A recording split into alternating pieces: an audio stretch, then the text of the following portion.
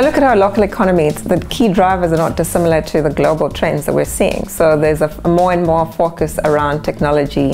There's a focus around the customer. So the customer suddenly becomes the answer to everything. But actually what we're talking about in the customer is the idea of how do we actually develop processes, products that make us competitive, that customers want.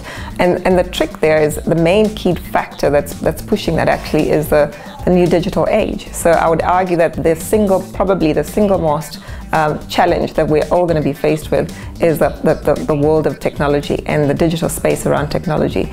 And that's important because it's changing how companies are driving products. It's changing how companies are pricing.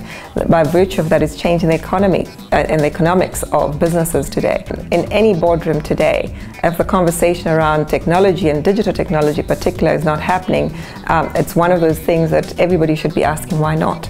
Because it's crossing borders, it's making us think differently, it's making the customer question and making the customer demands much more stringent and instant than they were before.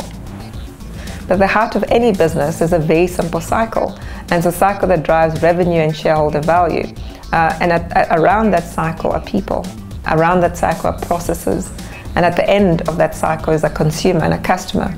But more and more in the digital age, in the technology space, funny enough, those that are winning are realizing that the customer is at the beginning of that cycle.